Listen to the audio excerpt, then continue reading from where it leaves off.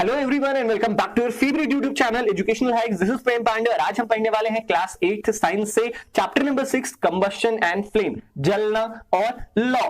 एक बहुत इंपॉर्टेंट बात यह है यार कि पहली बार एजुकेशनल हाइक्स की हिस्ट्री में वन शॉट वीडियो में अपलोड कर रहा हूं। दैट मींस आपको एक ही वीडियो में फुल चैप्टर की एक्सप्लेनेशन मिलने वाली है और ऐसा नहीं है कि आप कहीं पर भी बोरियत महसूस करेंगे। बहुत ही इंटरेस्टिंगली चैप्टर को एक्सप्लेन किया गया है, फिगर्स के साथ, इंपॉर्टेंट पॉइंट के साथ, तो आपको चैप्टर पढ़ने में बहुत मजा आने वाला है। लेकिन आगे बढ़ने से पहले अगर आप नए हो हमारे चैनल पे यार, तो चैनल को सब्सक्राइब कर दो और बेल आइकन को भी दबा देना ताकि हमारे वीडियोस की नोटिफिकेशन सबसे पहले आपको मिले। हमारे प्रीवियस चैप्टर्स की वीडियोस भी आपको इसी वीडियो के डिस्क्रिप्शन बॉक्स में मिल जाएगी, वहां से जाके आप पार्ट वाइज चैप्टर को देख सकते हो। तो चलिए स्टार्ट करते हैं चैप्टर नंबर 6 का line by line Hindi explanation. We use different kinds of fuel for various purposes at home। हम अलग अलग प्रकार के ईंधन का यूज करते हैं अलग अलग काम करने के लिए, अपने घरों में, इंडस्ट्रीज में, एंड फॉर रनिंग ऑटोमोबाइल्स, और गाड़ियों को चलाने के लिए भी अलग अलग प्रकार के फ्यूल्स, ईंधन का यूज होता है। Can you name a few fuels used in our homes? क्या अपने घरों में यूज होने वाले कुछ फ्यूल्स का नाम तुम बता सकते हो? हाँ, हमारा काऊ डंग से बना हुआ गोबर गैस हो गया, या एलपीजी सिलेंडर्स हो गई, केरोसिन ऑयल, मिट्टी का तेल भी हम अपने घरों में यूज करते हैं। Name a few fuels used in trade and industry. Industries में यूज होने वाले कुछ फ्यूल्स का नाम बताओ। तो हमारी बहुत सारी है, कोयला हो गया, हमारा चारकोल हो गया, पेट्रोल भी यूज होता है कहीं कहीं। What fuels are used for running automobiles? गाड़ियों को चलाने के लिए कौन से ईंधन का यूज होता है? हम जानते हैं पेट्रोल एंड डीजल, और आजकल तो सीएनजी भी यूज होने लगा है। Your list will contain fuels like cow dung, wood, coal, charcoal, petrol, diesel and CNG। आपका जो लिस्ट बनेगा कि कौन कौन से फ्यूल हम घरों में, इंडस्ट्रीज में और ऑटोमोबाइल्स को चलाने के लिए यूज करते हैं, तो वो सारे फ्यूल्स यहाँ पर दिए गए हैं। लकड़ी है, कोयला है, चारकोल है, पेट्रोल, डीजल, ये सारी चीजें मैंने आपको बताई दी हैं। You are familiar with the burning of a candle. तुम इतना तो जानते ही होगी कि एक मोमबत्ती कैसे जलती है। What is the difference between the burning of a candle and the burning of a fuel like coal? अब यहाँ पे एक क्वेश्चन किया गया है कि एक मोमबत्ती का जलना और कोयले का जलना, इन दोनों में डिफरेंस क्या है, अंतर क्या है? Maybe you were able to guess right. हो सकता है तुमने सही गेस किया हो। क्या अंतर है? जो कैंडल है वो फ्लेम के साथ जलता है, मतलब जब कैंडल जलता है तो वो प्रकाश देता है, लौ देता है, लेकिन जो कोयला है वो फ्लेम नहीं देता है। Similarly you will find many other materials burning without a flame.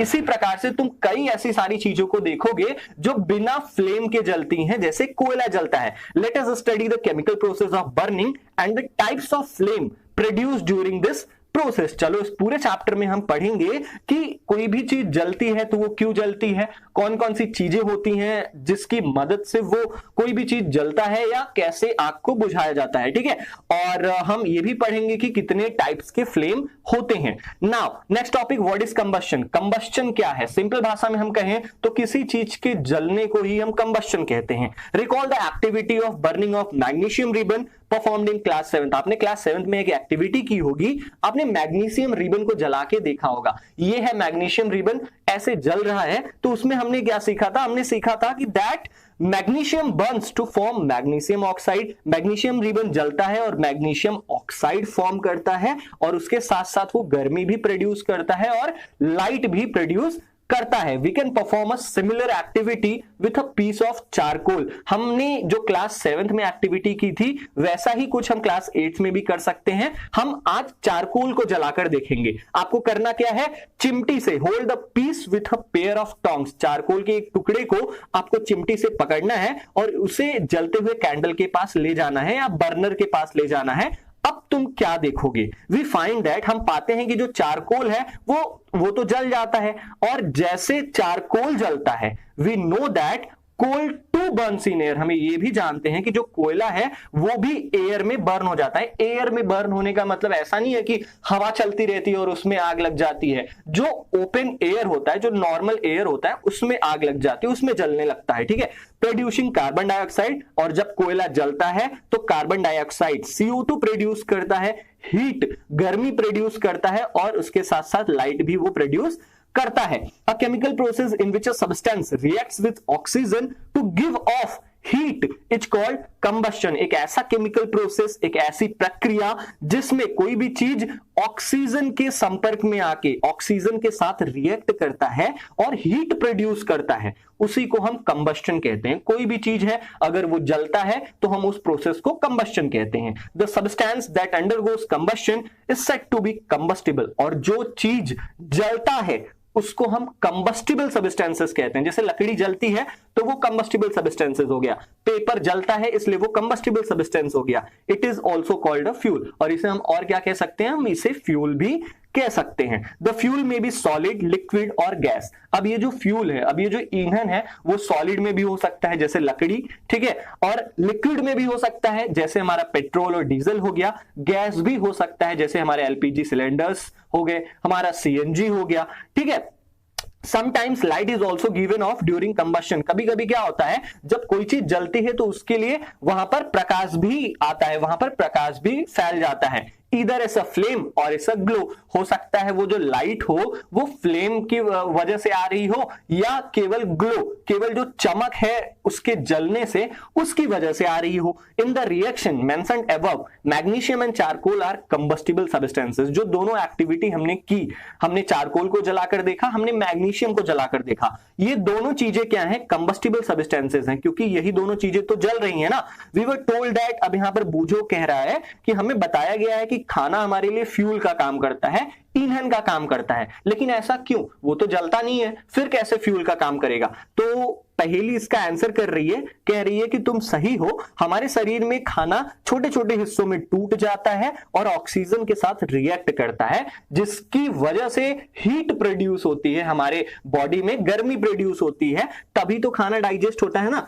इसलिए हम कह सकते हैं जो हमारा फूड है वो भी एक तरीके का क्या है, फ्यूल है। नाउ एक्टिविटी 6.1, अब ये बहुत ही इंपॉर्टेंट एक्टिविटी है यार। इसमें आपको करना क्या है, collect some materials like straw, match sticks, kerosene oil, paper, iron nails, stone pieces, glass etcetera. कुछ चीजें आपको इकट्ठा करनी है, जैसे मैंगो फ्रूटी वाली पाइप हो गई प्लास्टिक वाली, माचिस की तीली, मिट्टी का तेल, पेपर और कुछ लोहे के कील और छोटे छोटे पत्थर, ग्लास, ये सारी चीजें आपको इकट्ठा करना है। और under the supervision of your teacher, अपने अध्यापक, अपने टीचर के देख रेख में आपको करना क्या है, इन सारी चीजों को एक एक करके जलाना है। और इफ कंबस्शन टेक्स प्लेस, अगर इनमें से कोई भी चीज जलता है तो हम उसको कंबस्टिबल वाले कॉलम में टिक करेंगे, और अगर उन सारी चीजों में से कुछ नहीं जलता है तो उसको हम नॉन कंबस्टिबल वाले कॉलम में टिक करेंगे। चलिए देख लेते हैं कौन सा कंबस्टिबल है और कौन सा नॉन कंबस्टिबल है। पहला वुड, लकड़ी, लकड़ी जलती है, हाँ जलती है इसलिए कंबस्टिबल है। पेपर जलता है, हाँ जलता है इसलिए कंबस्टिबल है। आयरन नेल, क्या लोहा जलता है, नहीं, इसलिए वो क्या है, नॉन कंबस्टिबल है। केरोसिन ऑयल, मिट्टी का तेल, क्या जलता है, हाँ, इसलिए वो क्या है, कंबस्टिबल है। स्टोन पीस, पत्थर के टुकड़े जलते हैं, नहीं, इसलिए वो नॉन कंबस्टिबल है। स्ट्रॉ, जो मैंगो फ्रूटी वाली पाइप होती है, प्लास्टिक का होता है, जलता है, इसलिए वो कंबस्टिबल है। चारकोल, चारकोल को भी जलाया जा सकता है। चारकोल का मतलब होता है लकड़ी का कोयला, ठीक है, छोटे छोटे लकड़ी के आप ऐसे कह सकते हो जलाए हुए पार्ट होते हैं। चारकोल मान लीजिए वो जलता ही है, ठीक है। मैच स्टिक, ये तो जलता ही है। ग्लास, क्या शीशा जलता है, नहीं, इसलिए हम नॉन कंबस्टिबल वाले कॉलम में से रखेंगे। Can you name some more substances which are combustible, क्या तुम ऐसी और भी चीजों को बता सकते हो क्या जो जलती हो। You can add those to table 6.1। तुम अपनी नोटबुक में एक टेबल बनाओ 6.1 के नेम से और उसमें वो सारी चीजें रखो जो जलती हैं और वो भी चीजें रखो जो नहीं जलती हैं। Let us investigate conditions under which combustion takes place. चलो अब हम दया, इंस्पेक्टर दया की तरह इन्वेस्टिगेशन करेंगे कि आखिर आग लगती है तो कौन से कंडीशन में लगती है, क्या क्या रिक्वायरमेंट्स होती है एक आग जलाने के लिए। अभी एक्टिविटी हम करेंगे एक्टिविटी 6.2 और बहुत केयरफुली करना है। आप कैंडल पकड़ते टाइम जल ना जाइए, इस बात का ध्यान रखिए। Fix lighted candle on A table, एक टेबल पर क्या करिए, जलता हुआ मोमबत्ती रख दीजिए। Put a glass chimney over the candle, और एक चिमनी, ग्लास की चिमनी का मतलब जैसा ऐसा आपको ग्लास रखना है जिसका ऊपर का हिस्सा खुला हुआ हो, ठीक है, ऐसी चिमनी आपको उस कैंडल के ऊपर रख देनी है। और आपको करना क्या है, देखो पहली फिगर में एक चिमनी रखी गई है, लेकिन चिमनी किस चीज पर रखी गई है, दो लकड़ियों पर रखी गई है, आपको लकड़ी दिख रही होगी, ठीक है। दूसरे कंडीशन में कोई भी लकड़ी नहीं है, सीधा चिमनी रख दी गई है। तीसरे कंडीशन में लकड़ी तो है लेकिन वो क्या है, ऊपर से ढका हुआ है। ठीक है, तो इन तीनों कंडीशन में आपको ये चेक करना है कि मोमबत्ती की हालत क्या हो जाती है। पहले फिगर में जो कैंडल है वो बहुत ही आसानी से जल रहा है क्योंकि नीचे से ऑक्सीजन पास आउट हो रहा है। ठीक है, दूसरे कंडीशन में मोमबत्ती बुझने वाला है और धुआं दे रहा है, स्मोक दे रहा है। ऐसा क्यों है? क्योंकि नीचे से ऑक्सीजन पास आउट नहीं हो रहा है पूरी तरीके से, केवल ऊपर से ही थोड़ा बहुत आ रहा है। अब हमने अगर ऊपर से भी ढक दिया तब तो बिल्कुल भी ऑक्सीजन की सप्लाई कट जाएगी और जो हमारा कैंडल है वो बुझ जाएगा। तो यही था हमारा एक्टिविटी। इस एक्टिविटी से हमें क्या पता चलता है? We find that for combustion, हम ये जानते हैं, हमने ये पाया इस एक्टिविटी से कि किसी भी चीज को जलाने के लिए एयर इज नेसेसरी, हवा जरूरी है क्योंकि हवा में होता है ऑक्सीजन और किसी भी चीज में अगर ऑक्सीजन नहीं मिलेगा तो वो चीज नहीं जलेगी। The candle burns freely. अब यहां पे वही सारी कंडीशंस दी गई हैं जो मैंने आपको ऑलरेडी बता दिया है कि फिगर ए में मोमबत्ती जो है वो बहुत आसानी से जल रहा है, फिगर बी में थोड़ा बहुत फ्लिकर कर रहा है लेकिन फिर भी जल ही रहा है, लेकिन फिगर सी में जब उसको पूरी तरीके से ढक दिया गया तो वो बिल्कुल भी बुझ गया है। ठीक है, नाउ नेक्स्ट, अब यहां पर बूझो कह रहा है कि we have read that the sun produces its own heat. इसे बताया गया है कि जो सूरज है उसका खुद की गर्मी होती है, उसका खुद का प्रकाश होता है। क्या ये भी किसी प्रकार का कंबस्शन है? क्या ये भी किसी प्रकार का जलना है? नहीं, ऐसा कुछ भी नहीं है क्योंकि जो सूरज का गर्मी है, सूरज के प्रकाश है, वो किस वजह से होता है? वो न्यूक्लियर रिएक्शंस की वजह से होता है। अभी ये सारी चीजें आप हायर क्लासेस में पढ़ोगे, अभी आप इसे छोड़ दो। एक्टिविटी 6.3 इसमें क्या है? Place a piece of burning wood और charcoal on an iron plate और तवा। आपको क्या करना है? जलती हुई लकड़ी या जलता हुआ चारकोल एक लोहे के तवे पर, जिस पर रोटी पकाई जाती है, उस पर रख दो। उसके बाद क्या करो? एक शीशे के ग्लास से या शीशे के बर्तन से उसको पूरी तरीके से ढक दो ताकि तुम्हें दिख सके कि अंदर क्या हो रहा है। अब देखो अंदर क्या हो रहा है। Does charcoal stop burning after some time? क्या वो जो चारकोल हमने जलाकर तवे पर रखा था, क्या वो बुझ गया है ढकने के बाद? हाँ, बुझ जाएगा यार, क्योंकि ऑक्सीजन नहीं मिल रहा उसे। Can you think of the reason?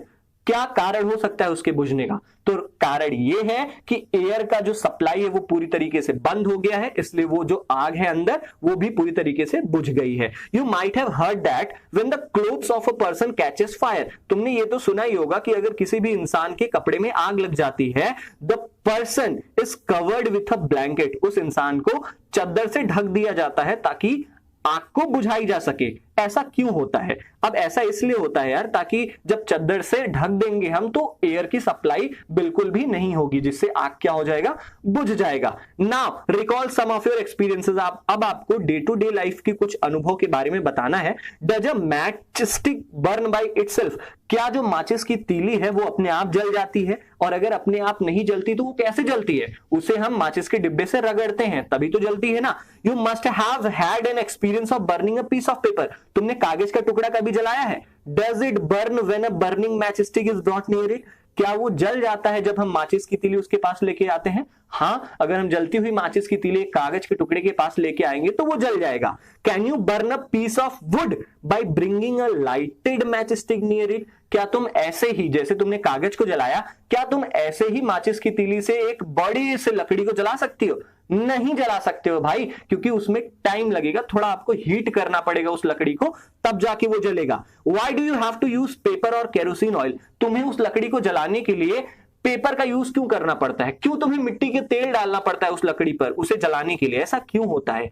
क्या तुमने कभी जंगल के आग के बारे में सुना है? नहीं सुना है तो मैं आपको बताता हूं। During extreme heat of summer, जब गर्मियों का मौसम होता है और बहुत ज्यादा गर्मी हो जाती है तो जो जंगल में सूखे घास होते हैं उनमें ऑटोमेटिक आग लग जाती है सूरज की गर्मी की वजह से, या कभी कभी चिंगारी, जो आप ऐसे कह सकते हो, जो हमारे क्लाउड्स के स्ट्राइकिंग होता है, जो थंडर स्टॉर्म होता है, जो बारिश के मौसम में बिजलियां कड़कती हैं, उससे भी कभी कभी सूखे ग्रासेस में क्या होते हैं? आग लग जाते हैं। और ये आग धीरे धीरे पेड़ों तक पहुंच जाता है और पेड़ों से पूरे जंगल में फैल जाता है। Now do these experiences tell you that different substances catch fire at different temperature?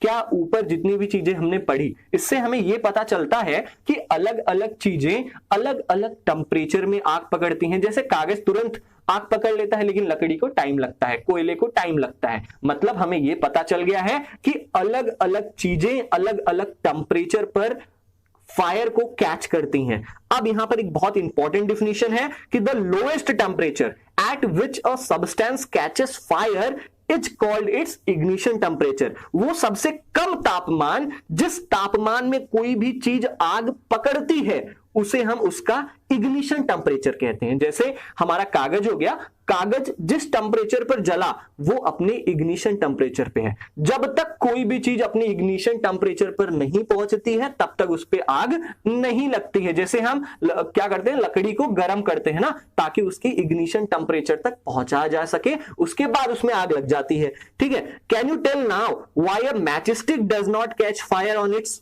Own at room temperature?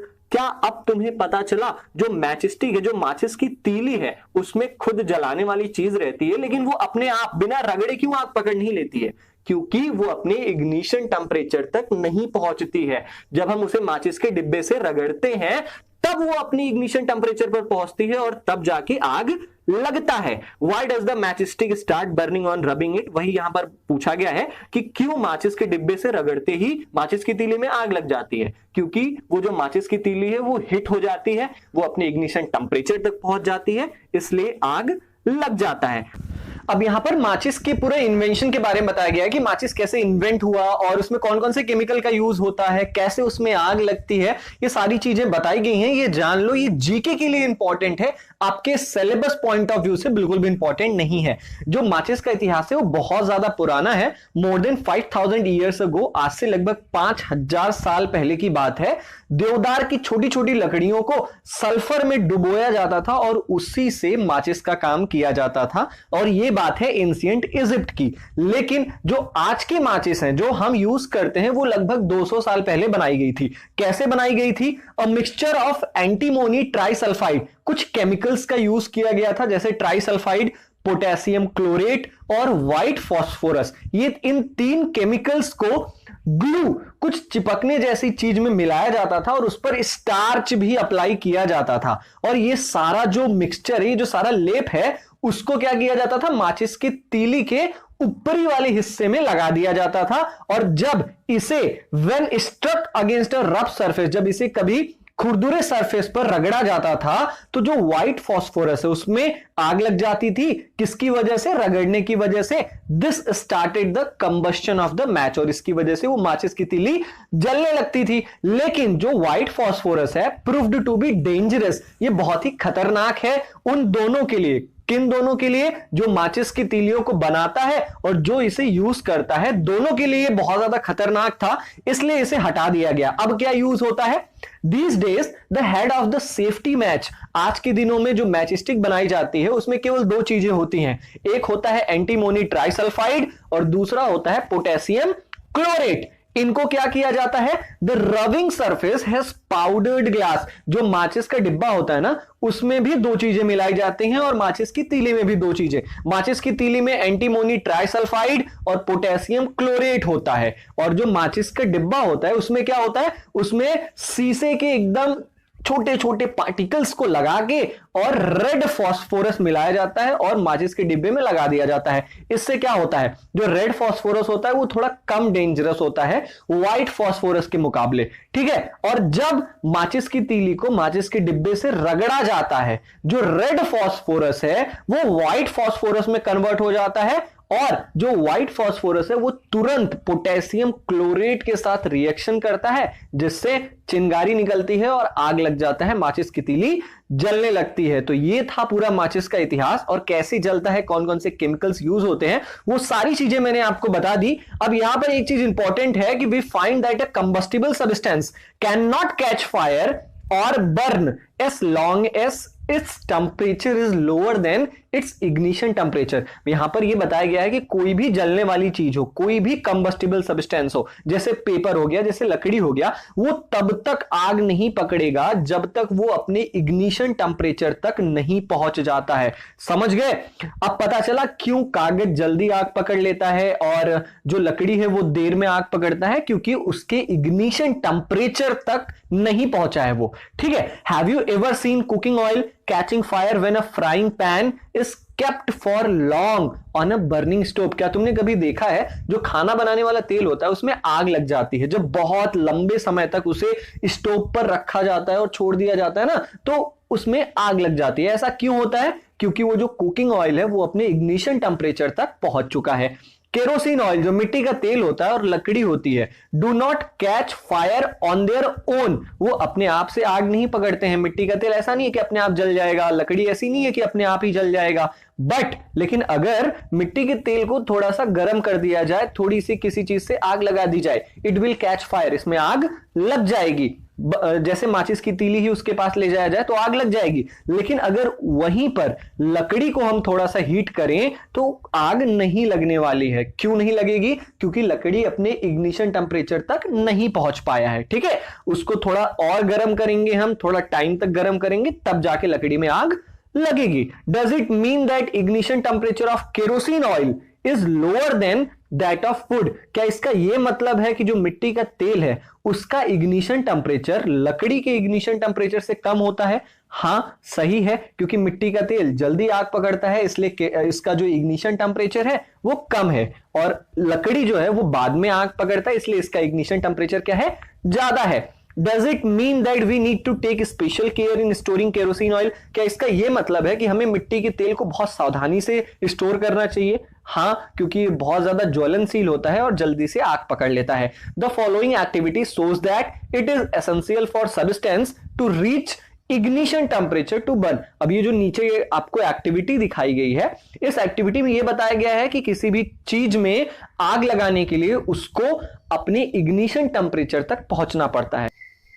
अब यहां पर एक एक्टिविटी है, एक्टिविटी 6.4। इसमें आपको करना क्या है? आपको 2 पन्नों से क्या करना है, कप जैसी ये जो चीज है ये बना लेनी है, और क्या करना है, किसी एक कप में लगभग 50 मिलीलीटर पानी डाल दो और दोनों कपों को कैंडल में जैसे हीट किया जा रहा है ना, ऐसे हीट करो। अब आपको क्या मिलता है? What happens to the empty paper? जो खाली वाला पेपर है उसके साथ क्या होता है? तुम देखोगे वो जो खाली वाला पेपर है जैसे ही हम कैंडल पर रखते हैं वो जल जाता है। What happens to the paper cup with water? अब वो जो जिसमें तुमने पानी डाला है उस वाले पेपर कप का क्या होगा? तुम देखोगे वो नहीं जलेगा। ऐसा क्यों होता है? Does water in this cup become hot? क्या जो पानी उस कप में रखा गया है, वो पेपर के कप में रखा गया है, क्या वो बॉईल होना स्टार्ट हो जा रहा है? क्या वो गर्म होना स्टार्ट हो रहा है? क्या? इन सारी क्वेश्चंस के आंसर हम नीचे दे रहे हैं कि if we continue heating the cup, अगर हम लगातार उस जो पेपर के कप हमने बनाए हैं उसको हम लगातार हीट करते रहें जिसमें हमने पानी रखा है, तो यहां तक हम इतना भी कर सकते हैं कि पानी बॉईल होने लगेगा कुछ समय बाद। ठीक है, can you think of the explanation why this happens? ये क्यों हुआ? क्या तुम सोच सकते हो क्यों कागज नहीं जला? दूसरे केस में क्यों कागज नहीं जला, क्यों पानी बॉईल होने लगा? ये इसलिए होता है the heat supply to the paper cup is transferred to water. जो हीट, जो गर्मी कैंडल दे रहा है वो पेपर को नहीं मिल रहा, वो ट्रांसफर हो जा रहा है वाटर पर। इसी के लिए वाटर क्या हो रहा है? गर्म हो रहा है, लेकिन पेपर जल नहीं रहा है, पेपर पर कोई भी फर्क नहीं पड़ रहा है। So in the presence of water, और इसीलिए जब तक पानी उस कप में रहेगा उस पेपर का इग्निशन टेम्परेचर, वो पेपर अपनी इग्निशन टेम्परेचर तक नहीं पहुंचेगा, hence it does not burn, और इसी के लिए उसमें आग भी नहीं लगेगी। अब यहां पर एक बहुत ही इंपॉर्टेंट डिफिनेशन दी गई है कि the substances which have very low ignition temperature, ऐसे सब्सटेंसेस, ऐसे पदार्थ जिनका इग्निशन टेम्परेचर बहुत ज्यादा लो हो and can easily catch fire, और जो जल्दी से आग पकड़ लेते हो, उन्हें हम इनफ्लेमेबल सब्सटेंसेस कहते हैं। जो केवल एक फ्लेम से, जो केवल एक चिंगारी से ही आग पकड़ लेते हो, उन्हें हम इनफ्लेमेबल सब्सटेंसेस कहते हैं। इसका एग्जांपल क्या हो गया? जैसे पेट्रोल हो गया। पेट्रोल के आसपास, पेट्रोल टंकी पर आप अगर जाओ तो कहा जाता है आप सिगरेट ना जलाओ, आप माचिस की तीली ना लेके जाओ। क्यों? क्योंकि एक चिंगारी से भी उसमें आग लग सकती है। एलपीजी जो सिलेंडर्स हमारे घरों में यूज होता है उसमें भी, वो भी एक इनफ्लेमेबल सब्सटेंस है, तुरंत इसमें आग पकड़ लेती है। तो ऐसे बहुत सारे एग्जांपल्स हैं। Can you list some more inflammable substances? क्या तुम ऐसे और भी इनफ्लेमेबल सब्सटेंसेस का लिस्ट बना सकते हो क्या, जो जल्दी से आग पकड़ लेती हैं? सोचो और बनाओ। अब नेक्स्ट पॉइंट आता है हमारा कि how do we control fire? हम आग को कैसे रोक सकते हैं? यू मस्ट हैव सीन और heard of fire breaking out in homes. तुमने सुना होगा या तुमने देखा होगा कि घरों में आग लग जाती है, दुकानों में आग लग जाती है, फैक्ट्रीज में आग लग जाती है। If you have seen such an accident, अगर तुमने इस प्रकार की कोई भी घटना देखी है, right a short description in your notebook. अपने नोटबुक में इस पूरे एक्सपीरियंस के बारे में लिखिए और अपने क्लासमेट्स के साथ शेयर करिए।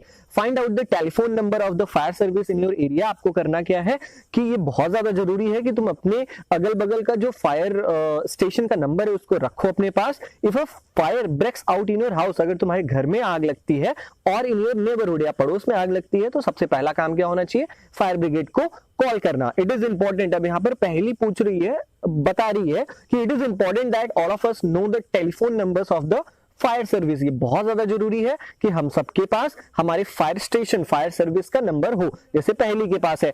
Now next, does your city town have a fire brigade station? एक क्वेश्चन पूछा गया है कि क्या तुम्हारे शहर में फायर ब्रिगेड स्टेशन है क्या? ऐसी लाल लाल गाड़ियां खड़ी रहती हैं वहां पर, उसको हम फायर ब्रिगेड स्टेशन कहते हैं, ठीक है।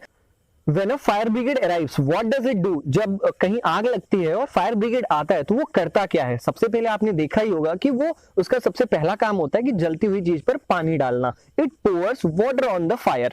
Water cools the combustible material so that its temperature is brought below its ignition temperature। और पानी डालने से होता क्या है? जो वाटर होता है वो जलने वाली चीज को ठंडा कर देता है, और इस वजह से जो टेम्परेचर, जो इग्निशन टेम्परेचर होता है, जिस वजह से वो जल रहा होता है, उसका इग्निशन टेम्परेचर कम हो जाता है, इसलिए वो आग बुझ जाती है।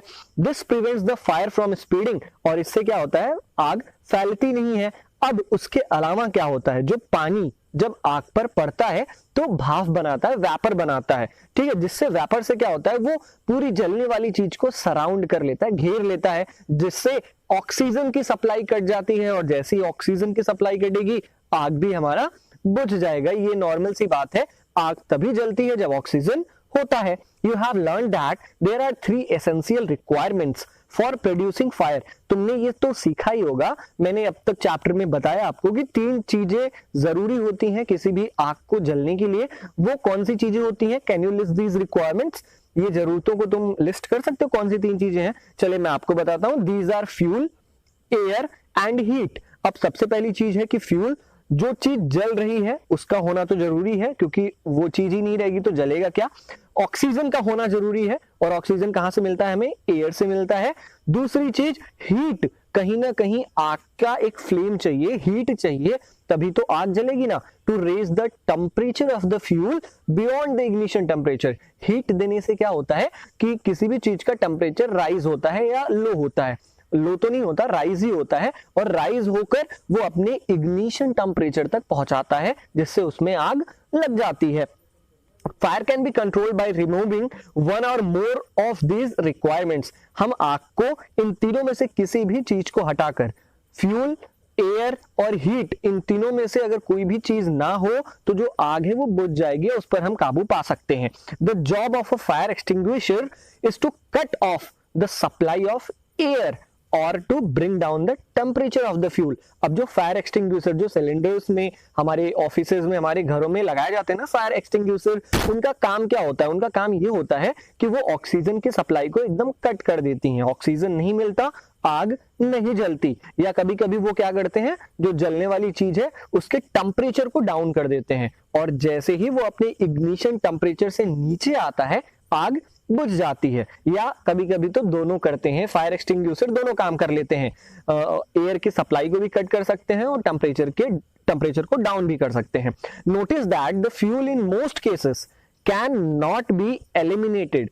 एक बात का ध्यान रहे कि ज्यादातर केसेस में, ज्यादातर मामलों में जहां आग लगती है वहां पर हम फ्यूल को नहीं हटा सकते हैं, क्योंकि वही चीज तो जल रही है।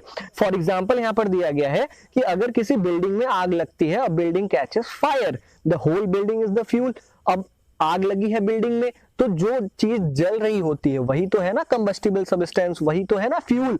अब हम पूरी बिल्डिंग को तो नहीं हटा सकते ना वहां से कि बिल्डिंग उठाया, पानी में डाला, लो आग बुझ गई, ऐसा कुछ नहीं होता ना। तो इन चीजों का हमें ख्याल रखना होता है। अब यहाँ पर फायर एक्सटिंग्विशर के बारे में बताया, इतना लंबा पढ़ने की जरूरत नहीं है, मैं आपको एक शॉर्ट में बता देता हूँ। जो ये फायर एक्सटिंग्विशर है, आपको इसमें बताया गया है कि पानी जो होता है वो केवल कौन कौन से आग के लिए काम आता है। अगर लकड़ी में आग लगी है या पेपर में आग लगा है तब तो पानी बुझा देता है, लेकिन जैसे किसी बिजली की चीजों में आग लग गई, किसी इलेक्ट्रिकल इक्विपमेंट्स में आग लग गई, या कहीं पेट्रोल से आग लग गई, तो वहां पर पानी काम नहीं करता है। क्यों नहीं करता? अगर इलेक्ट्रिकल इक्विपमेंट्स में आग लगी है और आप पानी डालोगे तो हो सकता है करंट भी पैदा हो सकती है, करंट भी लग सकता है लोगों को। और पेट्रोल में आप पानी क्यों नहीं डाल सकते? इसलिए अगर पेट्रोल से आग लगी है तो जो पानी होता है वो पेट्रोल से हैवी होता है, उसकी डेंसिटी ज्यादा होती है, पानी पेट्रोल से नीचे आ जाएगा और पेट्रोल पे कोई फर्क ही नहीं पड़ेगा, वो तो जलता ही रहेगा। इस केसेस में हम क्या करते हैं? इस केसेस में हम फायर एक्सटिंग्विशर का यूज करते हैं। अब ये जैसा सिलेंडर जैसी चीज दिख रही है ना, ये है फायर एक्सटिंग्विशर। इसमें कौन सी गैस होती है? इसमें CO2 होती है, कार्बन डाइऑक्साइड होता है। ये करता क्या है? ये जल्दी से जो जलने वाली चीज है उसके अगल बगल सराउंड हो जाता है, और जैसे ही CO2 आ जाता है तो ऑक्सीजन की सप्लाई कट जाती है। ऑक्सीजन की सप्लाई कट गई तो आग भी हमारा बुझ जाता है, यही यहाँ पर बताया गया है। नाउ टाइप्स ऑफ कंबस्शन, जलना कितने प्रकार का होता है? चलो, bring a burning match stick और a gas lighter near a gas stove in the kitchen. आपको करना क्या है इस एक्टिविटी में? एक्टिविटी नहीं है एक्चुअली, आप क्या करो कि एक जलती हुई माचिस की तीली को या लाइटर, जो गैस जलाने वाली लाइटर होती है ना, उसको किचन में ले जाओ, और जो गैस स्टोव है जिस पर खाना पकाया जाता है उसके जो नॉब है, जो उसका बटन है जिससे वो ऑन होता है, उसको क्या कर दो? टर्न ऑन कर दो। अब क्या तुम देखोगे? What do you observe? We find that, हम देखते हैं कि जो गैस है वो तुरंत आग पकड़ लेती है, तुरंत हमारा गैस स्टोव जलने लगता है। ऐसा क्यों होता है? Such combustion is known as rapid combustion. अब ऐसी जो आग लगना होता है जो तुरंत आग पकड़ लेती है उसको हम रैपिड कंबस्शन कहते हैं। ये हमारा यहाँ पर एक डिफिनीशन दिया गया है कि such we find that gas burns rapidly, मतलब कि that substances that burns rapidly and produces heat and light, such combustion is known as rapid combustion, मतलब तेजी से जल जाना। ठीक है, there are substances like phosphorus which burns in air at room temperature। अब ऐसी भी बहुत सारी चीजें होती हैं, जैसे फास्फोरस हो गया, व्हाइट फास्फोरस, खास कर ये व्हाइट फास्फोरस क्या होता है? उसका अगर हम इसको रूम में भी रख देते हैं और ये ऑक्सीजन के कांटेक्ट में आता है ना, इसमें अपने आप ही आग लग जाती है। इसलिए व्हाइट फास्फोरस को बहुत सेफली रखा जाता है। अब ऐसे कंबस्शन जो बिना किसी चीज की मदद से ही जल जाए, जैसे हमें माचिस की तीली लाना पड़ा था ना गैस जलाने के लिए, लेकिन यहाँ पर फास्फोरस को जलाने के लिए ऐसी कोई भी चीज की जरूरत नहीं है, बस इसे ऑक्सीजन चाहिए, तुरंत जल जाएगा। तो ऐसे कंबस्शन को हम क्या कहते हैं? स्पॉन्टेनियस कंबस्शन कहते हैं। यहाँ पर डिफिनीशन दी गई है, the type of combustion in which a material suddenly burst into flames. ऐसे प्रकार का कंबस्शन जिसमें जो चीज है वो तुरंत आग पकड़ लेती है, without the application of any apparent, बिना बाहरी चीजों के एप्लीकेशन के, मतलब बिना माचिस की तीली के या बिना किसी चीज के ही आग पकड़ ले, उसको हम स्पॉन्टेनियस कंबस्शन कहते हैं। अब यहाँ पर एक इंपॉर्टेंट चीज बताई गई है कि जो spontaneous combustion of coal dust has resulted in many disasters fires in coal mines. क्या होता है? जो कोल डस्ट होता है, जो कोयले का धूरा होता है, वो बहुत ज्यादा ज्वलनशील होता है। अगर बहुत ज्यादा गर्मी बढ़ जाती है ना तो वो अपने आप आग पकड़ लेता है। इससे क्या होता है? कभी कभी कोल माइन में बहुत भयंकर आग लग जाती है और बहुत लोगों की जान भी चली जाती है। स्पॉन्टेनियस फॉरेस्ट फायर्स, जो तुरंत जंगल की आग भी क्या है? स्पॉन्टेनियस कंबस्शन है। क्यों? क्योंकि जंगल की आग को भी कभी कभी क्या होता है? लाइटनिंग, जो आसमान में लाइटनिंग हो रही होती है ना, बिजलियां कड़क रही होती हैं, या सूरज की गर्मी से ही इसमें आग लग जाती है, किसी और चीजों की जरूरत इसको नहीं पड़ती है, इसलिए इसको हम स्पॉन्टेनियस कंबस्शन कहते हैं। हाउएवर मोस्ट फॉरेस्ट फायर, लेकिन वो बात अलग है कि ज्यादातर जो जंगल के आग होते हैं वो इंसान की लापरवाही से लगते हैं। इट इज इंपॉर्टेंट, हमें ये याद रखना चाहिए कि अगर हम कैंप लगाएं जंगल में जाके तो वहां से निकलने से पहले हम कैंप के आग को बुझा दें, एक्सटिंग्विश कर दें। नाउ आगे यहाँ पर दिया गया है कि we generally have fireworks on festival days. हम ज्यादातर क्या करते हैं? जैसे ही त्योहार आते हैं तो हम पटाखे जलाने लगते हैं। When a cracker is ignited, जब पटाखों में आग लगाई जाती है, a sudden reaction take place, एक अचानक से रिएक्शन होता है जिसमें बहुत ज्यादा हीट, मतलब बहुत ज्यादा गर्मी निकलती है, बहुत ज्यादा लाइट निकलता है, ऐसे चमक जाती है ना पूरा इन्वायरमेंट, और बहुत ज्यादा साउंड भी निकलता है, आवाज करती है जब ये पटाखों को जलाया जाता है। A large amount of gas formed in the reaction is liberated. अब इसकी वजह से क्या होता है? पटाखों में जैसे ही पटाखा फूटता है तो बहुत सारा धुआं, बहुत सारा गैस निकल जाता है। इस रिएक्शन को हम एक्सप्लोजन कहते हैं, धमाका कहते हैं। कहते हैं ना बहुत गजब का धमाका हुआ इस पटाखे से। बॉम्ब भी जब फटता है तो वो भी एक प्रकार का क्या है, एक्सप्लोजन है। Explosion can also take place if pressure is applied on the cracker. अब ये धमाका कैसे भी हो सकता है, जरूरी नहीं है कि धमाके के लिए हमें आग ही लगानी पड़े उस पटाखे में। आप क्या करो, हम एक छोटे पटाखे का नाम जानते होंगे, हम अपने लोकल लैंग्वेज में से चुटपुट पटाखा कहते हैं। उस पे हम जब बहुत तेज से प्रेशर देते हैं या उसे कहीं पटक देते हैं ना, तो उसमें वो ऑटोमेटिक फट जाता है, आवाज देता है। तो जरूरी नहीं है कि क्रैकर्स को जलाने के लिए हमें आग की जरूरत पड़े, वो प्रेशर की वजह से भी फट जाते हैं। ओके, तो अब हम पढ़ेंगे flame law. Observe an LPG flame, can you tell the colour of the flame. एक एलपीजी गैस सिलेंडर जो हमारे घरों में जलता है, देखो ये जल रहा है ना यहाँ पर, इसके फ्लेम का कलर क्या है, हल्का ब्लू कलर का है, ठीक है। दूसरा पूछ रहा है कि what is the colour of a candle flame. एक मोमबत्ती को जलाओ और उस कैंडल का फ्लेम किस कलर का है, आप देख रहे हो वो येलो और हल्का रेड कलर में है। Recall your experience of burning a magnesium ribbon in class 7। अगर आपने क्लास 7 में एक एक्टिविटी की होगी मैग्नीशियम रिबन को जलाने वाला, तो ठीक है, नहीं तो if you do not have experience of burning the remaining items, अगर आपने उन चीजों को नहीं जलाया है तो आपको यहाँ पर जला कर देखना पड़ेगा। कौन कौन सी चीजों को जलाना पड़ेगा आपको, कैंडल है, मैग्नीशियम है, कैम्फर कपूर है, केरोसिन स्टोव, चारकोल, इन सारी चीजों को जलाना है। और करना क्या है, रिकॉर्ड योर ऑब्जर्वेशन, आपको ऑब्जर्व करना है कि वेदर ऑन बर्निंग, कि जलने पर ये सारी चीजें फ्लेम देती हैं या फ्लेम नहीं देती है। तो चलो फटाफट टिक कर लेते हैं। सबसे पहला कैंडल है, आप जानते हो जब कैंडल जलता है तो फ्लेम देता ही है, तो उसको फॉर्म्स फ्लेम वाले में टिक करो। मैग्नीशियम, मैग्नीशियम को हमने आपको फिगर दिखाया था मैग्नीशियम रिबन को जलाते हुए, तो वो भी क्या कर रहा था, फ्लेम दे रहा था, तो हम यहाँ पर फॉर्म्स फ्लेम में टिक करेंगे। कैम्फर कपूर जो हमारे घरों में जलाया जाता है वो भी फ्लेम देता है, तो फॉर्म्स फ्लेम में टिक करेंगे। केरोसिन स्टोव जो हमारी मिट्टी के तेल का स्टोव होता है हमारे घरों में, पुराने जमाने में जलाया जाता था ना, वो भी फ्लेम देता है, तो उसको हम फॉर्म्स फ्लेम में टिक करेंगे। अब बचा चारकोल। चारकोल हमारा कोयले जैसी चीज होती है और ये फ्लेम नहीं देता जलते टाइम, इसलिए डज नॉट फॉर्म फ्लेम। अब यहाँ पर कुछ दिया गया है, आप देख सकते हो, flames of kerosene lamp, candle and Bunsen burner. यहाँ पर अलग अलग प्रकार के फ्लेम्स दिए गए हैं, एक मिट्टी के तेल का फ्लेम है, एक कैंडल का और एक बर्नर का, जो गैस से चलती है ना बर्नर, उसका फ्लेम है। यहाँ पे आप देख लेना। अब नेक्स्ट टॉपिक आता है हमारा structure of a flame. Flame का स्ट्रक्चर कैसा होता है। नाउ एक एक्टिविटी करनी पड़ेगी इसके लिए हमें। लाइट अ कैंडल, कैंडल को जलाओ, मोमबत्ती को जलाओ, hold a glass tube with a pair of tongs. अब क्या करना है आपको, बिल्कुल ऐसे, ये ग्लास ट्यूब दिख रहा है ना, ये एक्टिविटी आप मैं बता देता हूं, फिगर देखो बस। ग्लास ट्यूब लेना है, ग्लास ट्यूब मतलब दोनों तरीके से वो ओपन रहता है, इधर से भी ओपन रहता है और उधर से भी ओपन रहता है। आपको करना क्या है, ग्लास ट्यूब को आपको ये जो डार्क जोन होता है, ये कैंडल का जो नीचे वाला हिस्सा होता है, वहां पे आपको लगा देना है और दूसरे वाले हिस्से में जलती हुई माचिस की तीली लेके आनी है।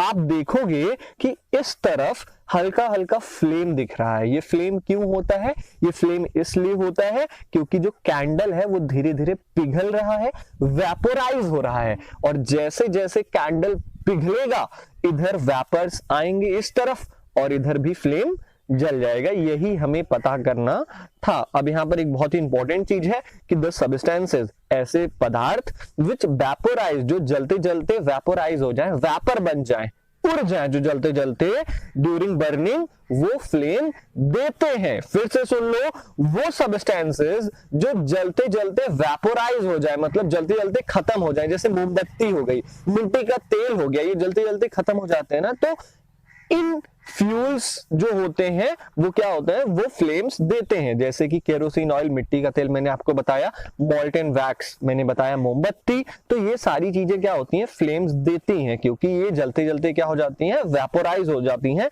उड़ जाती हैं। अब एक चीज और दी गई है कि charcoal on the other hand does not vaporise. और दूसरी तरफ अगर हम देखें तो चारकोल जो कि कोयले जैसा होता है और वो वेपोराइज नहीं होता, वो वेपर्स बन के उड़ नहीं जाता है, क्योंकि कोयला जलेगा तो उसकी राख भी वहीं पर ही रहेगी ना। तो जो चीजें वेपोराइज नहीं होती वो फ्लेम नहीं देती हैं, so does not produce a flame. हमने एक्टिविटी 6.6 में देखा कि जो वेपर्स हैं, जो वैक्स, जो मोमबत्ती की ये वेपर्स है ना, वो इस तरफ आ रहे हैं और इसी की वजह से वो माचिस की तीली अगर हम इसके पास लेके आए तो फ्लेम जलने लगेगा। समझ गए क्यों होता है ऐसा? अब आगे बढ़ने से पहले मैं आपको कैंडल के पार्ट्स बता देता हूं, क्योंकि आगे आपको टर्म्स आएंगे तो आप कंफ्यूज ना हो कि कौन कौन से कैंडल के पार्ट होते हैं, क्या ल्यूमिनस जोन क्या होता है, नॉन ल्यूमिनस जोन क्या होता है। चलो आप देखो, कैंडल का सबसे हॉटेस्ट पार्ट सबसे ऊपर दिया गया है, जो सबसे गर्म हिस्सा होता है, इसको हम कहते हैं non luminous zone. Non luminous zone, ठीक है। जो बीच वाला हिस्सा होता है जो येलो कलर का है, मॉडरेटली हॉट, उसको हम कहते हैं ल्यूमिनस जोन, ठीक है। और जो नीचे होता है, जो सबसे कम गर्म होता है, जो लीस्ट हॉट होता है, उसको हम कहते हैं डार्क जोन या ब्लैक जोन, ठीक है। नीचे हमारा कैंडल है, वैक्स कैंडल है, इतना तो हम जानते ही हैं। सबसे ऊपर वाले हिस्से को हम आउटर मोस्ट जोन कहते हैं, बीच वाले को हम मिडिल जोन कहते हैं, और जहां से वो विक निकला रहता है, वो बत्ती निकली रहती है ना जलाने वाली, उसको हम कहते हैं इनर मोस्ट जोन। फिर से जान लो, ल्यूमिनस नॉन ल्यूमिनस कौन सा है? जो सबसे हॉटेस्ट पार्ट है वो नॉन ल्यूमिनस जोन है, जो ब्लू कलर का है, ठीक है। और जो येलो कलर का है वो हमारा क्या है? ल्यूमिनस जोन है। Got it? नाउ आगे हम पढ़ते हैं कि when the candle flame is steady, जब कैंडल का जो फ्लेम है, जो लौ है, वो एकदम ठीक से जल रहा हो, तो तुम्हें क्या करना है? एक साफ ग्लास की प्लेट लेनी है, एक साफ ग्लास की स्लाइड लेनी है, ठीक है। और उसको क्या करना है? ल्यूमिनस जोन पे रख देना है, बिल्कुल ऐसे। अब तुम क्या देखोगे?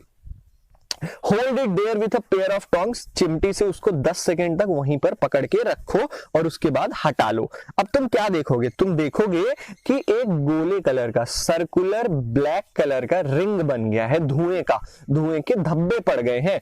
इसका मतलब क्या है? It indicates the deposition of unburnt carbon particles. ये हमें बताता है कि जो मोमबत्ती है, जो कार्बन पार्टिकल्स को वो नहीं जला पाई है, वो वेपोराइज हो रहे थे, लेकिन ग्लास स्लाइड लगाने की वजह से काले काले धब्बे स्लाइड पर पड़ गए, ठीक है। Hold thin. अब नेक्स्ट चीज हमें करना है कि एक पतली सी कॉपर की तार लो और उसको लगभग 30 सेकेंड तक मोमबत्ती के ये जो हॉटेस्ट पार्ट होता है वहां पर रखो, ठीक है।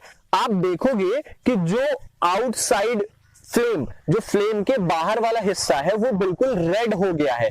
इसका मतलब क्या है? Notice that the portion of the copper wire just outside the flame gets red hot. तुमने देखा कि जो ये फ्लेम के बाहर वाला हिस्सा है वो एकदम लाल हो जाता है, उसका टेम्परेचर एकदम बढ़ जाता है। इसका मतलब क्या है? Does it indicate that the non luminous zone of the flame has a high temperature? क्या इसका ये मतलब है कि जो नॉन ल्यूमिनस जोन है, नॉन ल्यूमिनस जोन मतलब हमने यहाँ पे बताया था ना सबसे हॉटेस्ट पार्ट होता है, तो यही यहाँ पर कह रहा है कि जो नॉन ल्यूमिनस जोन होता है वो सबसे गर्म हिस्सा होता है कैंडल का। In fact this part of the flame is the hottest part. अब यहाँ पर एक और बहुत इंपॉर्टेंट चीज है कि जो सुनार होता है वो आपने देखा होगा, ये है यहाँ पर सुनार, आपने देखा होगा वो मुंह में पाइप लगाकर आउटर मोस्ट जोन से क्या करता है? जो कैंडल, जो फ्लेम का आउटर मोस्ट जोन होता है, आउटर मोस्ट जोन मतलब देख लो सबसे ऊपर वाला हिस्सा, उससे ये क्या करता है? उससे ये जो सोना होता है, चांदी होता है, इससे वो पिघलाता है। ऐसा वो क्यों करता है? आपसे क्वेश्चन पूछा गया है कि why do they use the outer most zone of the flame? जो सुनार होते हैं वो क्यों फ्लेम के आउटर मोस्ट हिस्से से सोने और चांदी को पिघलाते हैं? ये ऐसा इसलिए करते हैं क्योंकि जो फ्लेम का आउटर मोस्ट जोन होता है वो सबसे हॉटेस्ट पार्ट होता है। यहां पर लिखा गया है ना हॉटेस्ट पार्ट, और इस तरफ देखो आउटर मोस्ट जोन, तो आउटर मोस्ट जोन सबसे गर्म हिस्सा होता है। अब गोल्ड और सिल्वर का जो मेल्टिंग पॉइंट होता है, जो उनको पिघलने के लिए तापमान चाहिए होता है, वो बहुत हाई होता है, और वो उन्हें कहां मिलेगा? वो उन्हें आउटर मोस्ट फ्लेम में मिलेगा। इसलिए जो सुनार होते हैं वो आउटर मोस्ट लेयर से क्या करते हैं? अपने गोल्ड और अपने सिल्वर को मेल्ट करते हैं। समझ में आ गया?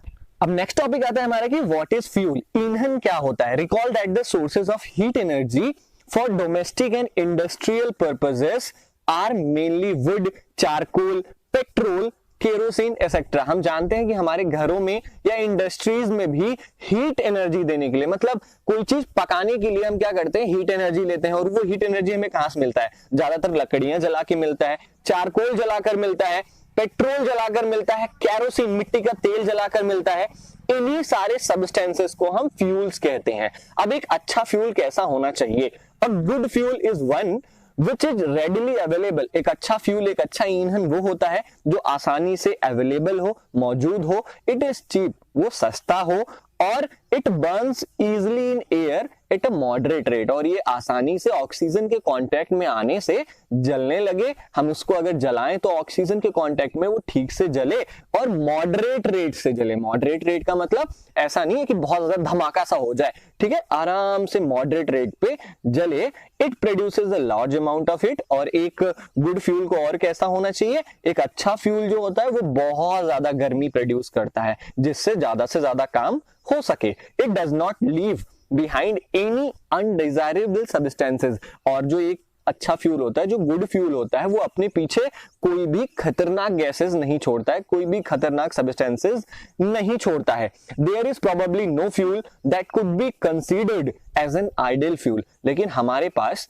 अनफॉर्चुनेटली कोई भी ऐसा फ्यूल नहीं है जिसको हम एक आदर्श फ्यूल कह सकें, जिसे हम एक आइडियल फ्यूल कह सकें, ठीक है। We should look for a fuel, हमें एक ऐसे ईंधन की तलाश करनी पड़ेगी which fulfils most of the requirements, जो हमारी ज्यादातर जरूरतों को पूरा करे हमारे पर्सनल काम के लिए।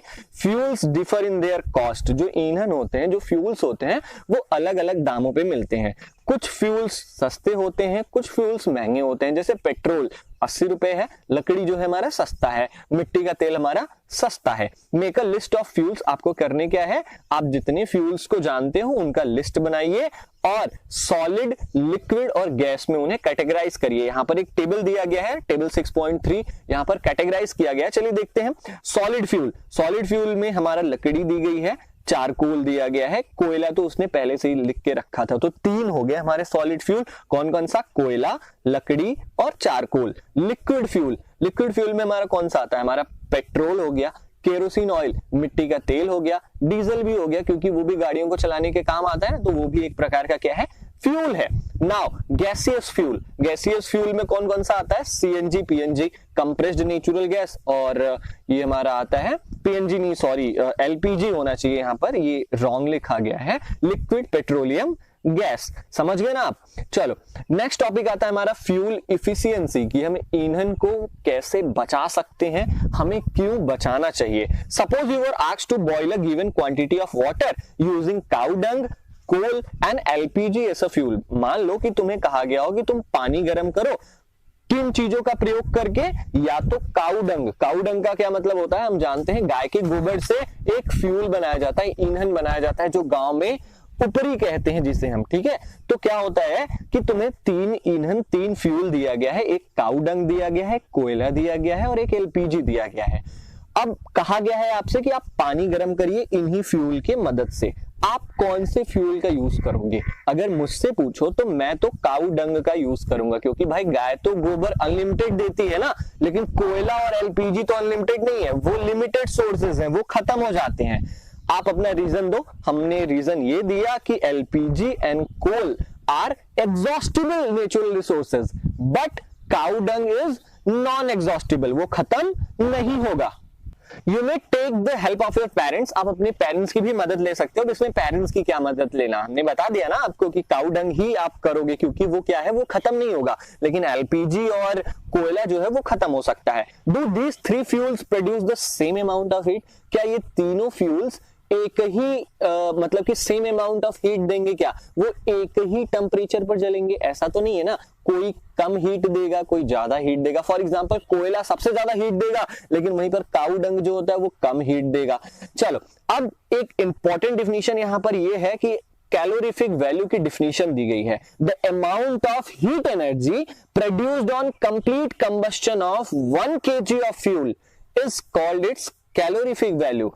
अब जितना हीट प्रोड्यूस होता है किसी 1 किलो फ्यूल को जलाने में, उसको हम कैलोरीफिक वैल्यू कहते हैं। अब कैलोरीफिक वैल्यू को आप ऐसे समझ सकते हो कि the calorific value of fuel is expressed in a unit. जो कैलोरीफिक वैल्यू होता है अलग अलग चीजों का, उसको हम किलो जूल पर किलोग्राम में क्या करते हैं, मेजर करते हैं। फिर से जान लो, किलो जूल, केजे पर केजी, किलो जूल पर केजी में हम इसे क्या करते हैं, मेजर करते हैं। ये यूनिट होता है कैलोरीफिक वैल्यू का।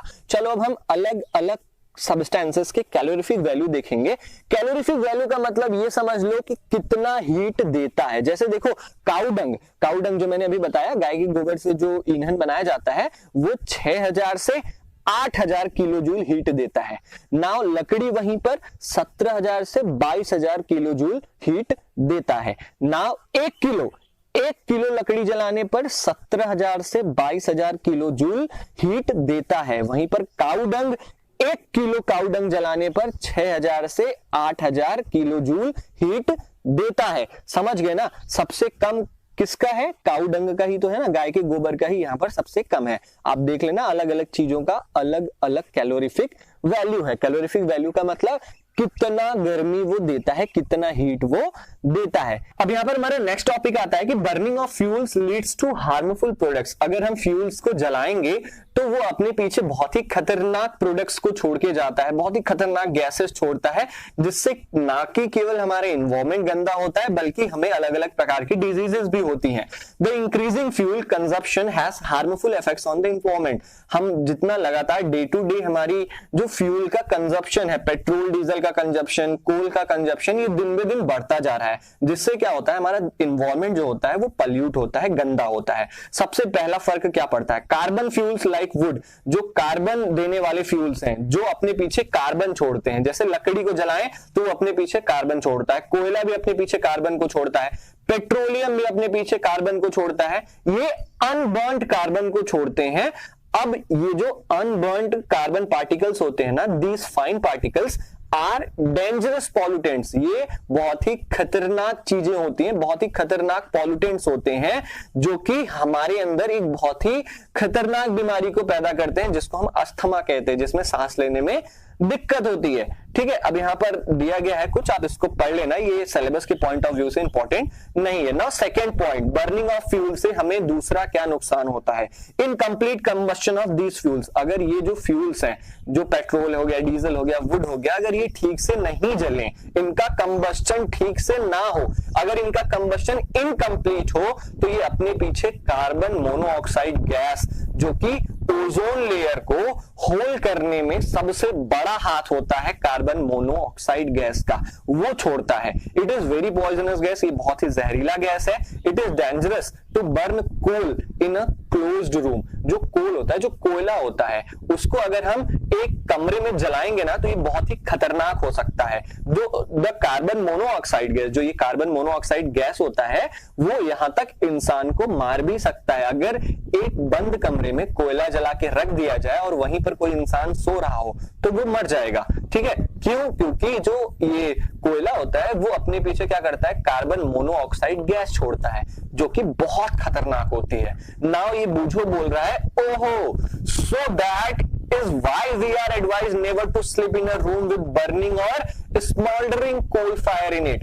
और बूझो को आप समझ में आया कि अब हमें पता चला कि क्यों लोग कहते हैं कि जिस कमरे में कोयला जल रहा हो या जिस कमरे में कोयले की धुएं निकल रहे हो, उसमें हमें नहीं सोना चाहिए। तीसरा सबसे बड़ा नुकसान क्या है हमें फ्यूल जलाने से? कंबस्शन ऑफ मोस्ट फ्यूल्स, ज्यादातर ईंधन को जलाने से कार्बन डाइऑक्साइड गैस निकलती है। ठीक है, और अगर कार्बन डाइऑक्साइड गैस की मात्रा बढ़ जाती है तो ग्लोबल वार्मिंग होगा। ग्लोबल वार्मिंग का मतलब क्या है? यहाँ पर दिया गया है, global warming is the rise in temperature of the atmosphere.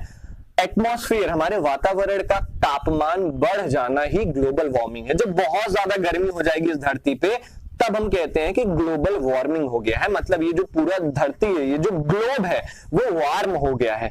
ठीक है, this results among other things in the melting of polar glaciers. और इनसे क्या होता है, जो हमारे बड़े बड़े बर्फ के चट्टान है वो पिघलेंगे, और जब पिघलेंगे तो समुद्र की जो पानी का लेवल है वो बढ़ जाएगा, जिससे क्या होगा, जो कोस्टल एरियाज हैं, जैसे समुद्र के किनारे कौन कौन से शहर हैं, मुंबई है, कोलकाता है, आप देखोगे यहाँ पर अक्सर बाढ़ आते रहते हैं। ये क्यों होता है? क्योंकि हम इन गैसेस का यूज बहुत ज्यादा हमने कर दिया है। हमारे फ्रिज से भी, हमारे एसी से भी, हर जगह से कार्बन डाइऑक्साइड, कार्बन मोनोऑक्साइड, ऐसे हार्मफुल गैसेस निकलती है, जिससे हमारी धरती का तापमान बहुत बढ़ गया है। और ये ग्लेशियर्स पिघल रहे हैं, जिससे क्या होता है, जो किनारे वाले जो स्टेट्स हैं, जो समुद्र के किनारे आते हैं, वो बाढ़ में बह जाते हैं।